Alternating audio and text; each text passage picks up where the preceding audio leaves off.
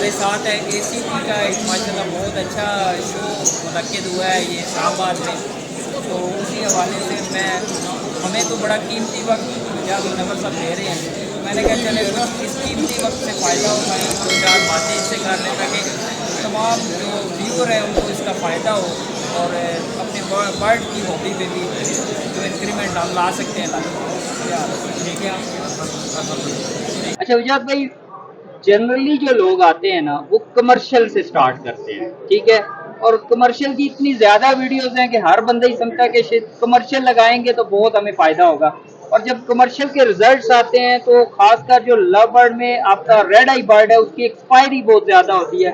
और फिर जो नए लोग आते हैं वो डिसहार्ट भी बहुत ज्यादा होते हैं। तो अब आप जरा बताएं, क्योंकि आप तो हर फील्ड में माशाल्लाह अल्हम्दुलिल्लाह अल्लाह पाक ने आपको बड़ी इज्जत अता की है।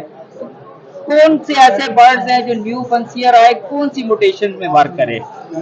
देखिए, सबसे पहली बात यह है कि हमारे ना नए जो फैंसियर्स है ना उनको सिर्फ मल्टीप्लाई करके 1 जमा 2, हाँ। ठीक है, 2 जमा 4, ठीक है। लेकिन ये रियलिटी है, लेकिन एक मखसूस टाइम के बाद है।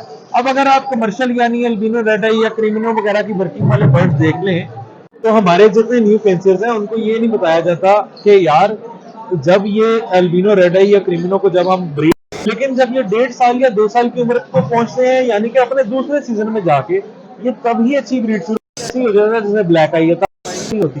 जितने पुराने ब्रीडर्स हैं, ठीक है, आप उनसे पूछ लें जाके, वो कभी नहीं कहेंगे यार एक्सपायर हो रहा है।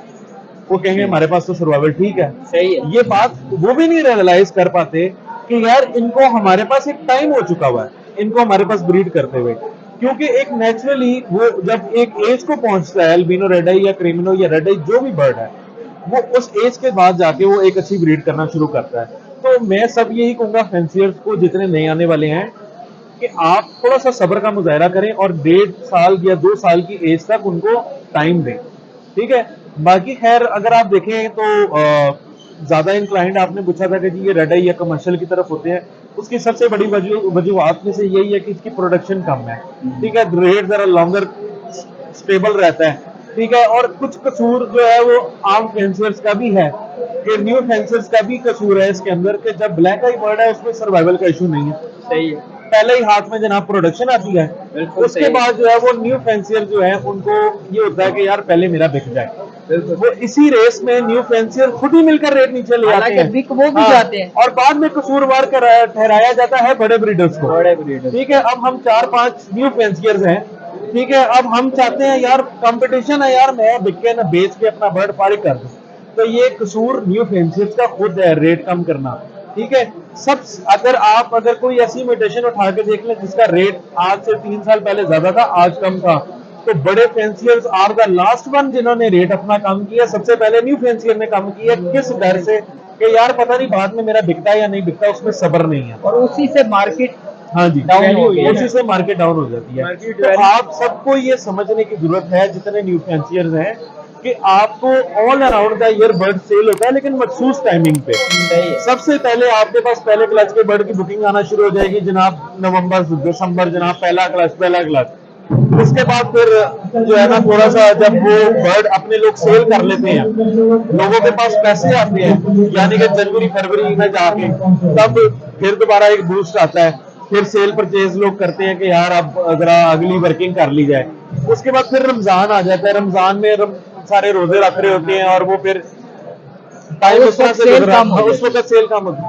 लेकिन फिर छोटी ईद के बाद फिर एक बूस्ट नजर आता है, उसके फिर बड़ी ईद आ जाती है, फिर सारे बड़ी ईद की तैयारी में लग जाते हैं, तो फिर बड़ी ईद जैसे गुजरती है फिर एक बूस्ट आना शुरू हो जाता है, उसके बाद फिर ब्रेक लग जाती है, और फिर सीजन आने वाला जब होता है तो फिर सब ने अपनी पेयरिंग पूरी करनी होती है। किसी का को बर्ड मर जाता है, कोई उड़ जाता है, उसने अपनी पेयरिंग पूरी करनी है, या फिर कोई ऐसा बर्ड बड़े में वो कहता है यार इसका पेड़ लेके लगा दूं, वो तब भी सेल हो रहे होते हैं। तो ये सभी चीजें अंडरस्टैंड करने की जरूरत है। मैंने इसके बारे में काफी दफा लोगों को गाइड किया बहुत से मैंने सुना था कि आपने कहा है कि होल्डिंग पावर होनी चाहिए। मैंने आपको मुझे सारी बातें याद, होल्डिंग पावर होनी चाहिए, और बर्ड्स आपका बिकेगा किसी न किसी स्टेज में जाकर, बर्ड्स बिकेगा, बर्ड बिकता नहीं है। प्राइस की बात है इसमें 110%। एक ब्रोकर आता है आपके पास, आप आपने लिया हुआ बर्ड 50,000 रुपए का, ब्रोकर कहता है मैं तो 5,000 का लूंगा। आप कहते हो यार पता नहीं क्या हो गया, फौरन बेचने की करते हैं, रेट ऑटोमेटिकली नीचे आ जाता है। तो ये एक ओपन मार्केट है, मार्केट अपना रेट खुद डिसाइड करती है, आप जिस तरह से बेचेंगे वही रेट होगा, आपकी मर्जी है। आज आप 5,000 वाले बर्ड का सारे मिलके कहेंगे जी लाख का बेचना है तो लाख का रुपए का रेट होगा। आज आप लाख रुपए वाले बर्ड का कहेंगे मैंने 2,000 का बेचना है, 2,000 रेट होगा। ठीक है, ये आप पे डिपेंड करता है। 2 दिन पहले मेरे साइड पे बहुत हो रही है, बर्ड जो है ये हम ब्रीड करवा रहे हैं, ठीक है, सीनियर से गाइड एंड लेके करवा रहे हैं, तो हमने अपने बर्ड्स की वैल्यू खुद बनानी है, ठीक है। अब हमने ये नहीं कि पीछे ही जाने रहना, आगे बढ़ना है हमने, ठीक है। जितना आगे बढ़ेंगे सीनियर को फॉलो करेंगे तो इस हॉबी को और बल्कि अपने आप को भी फायदा पहुंचेगा, ठीक है। तो कहने का मकसद है कि अपने बर्ड्स की वैल्यू बढ़ानी चाहिए। बिल्कुल, तो ये मैं आप लोगों से ये सीखा मैंने। आप अपने बर्ड की इज्जत खुद करेंगे तो कोई करेगा, वरना कोई भी नहीं करेगा। ठीक है, आपने मेहनत की है, हाँ जी। जिसने मेहनत की है, ब्रीड दी है उसे और उसको पाल के बड़ा किया है, उसको बर्ड्स की वैल्यू पता होगा। हाँ जी। अच्छा बजाज भाई, आप कमर्शियल को तो साइड पे करते हैं ना, अदर म्यूटेशंस में क्या लगाना चाहिए? देखिए मैं हमेशा ऐसा कहता रहा हूँ कि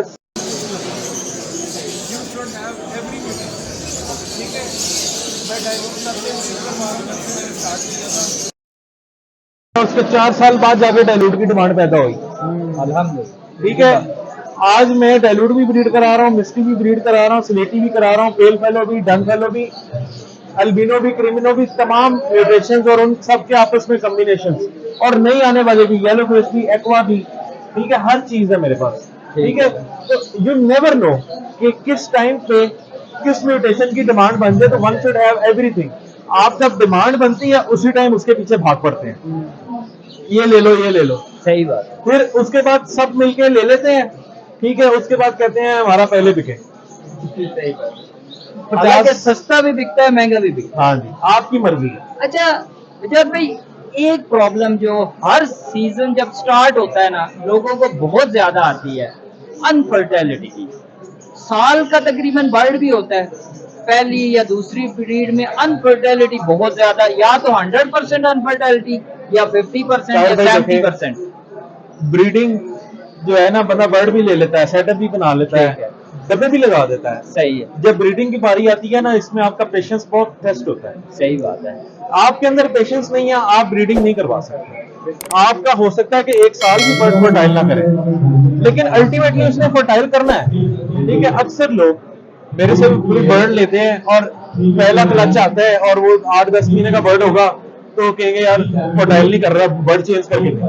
और ये सब कमर्शियल में ज्यादा आता है। कमर्शियल में नहीं, और हर चीज में आता है, हर म्यूटेशन में आता है।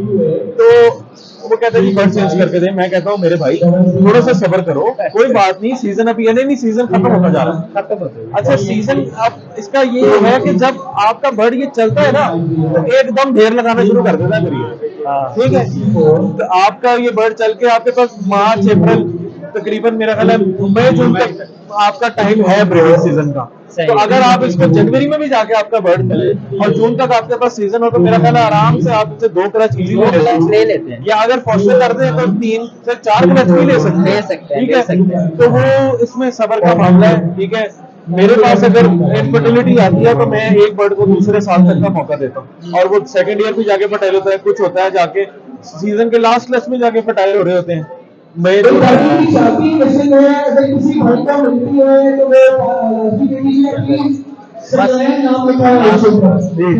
गला खुश हो गया।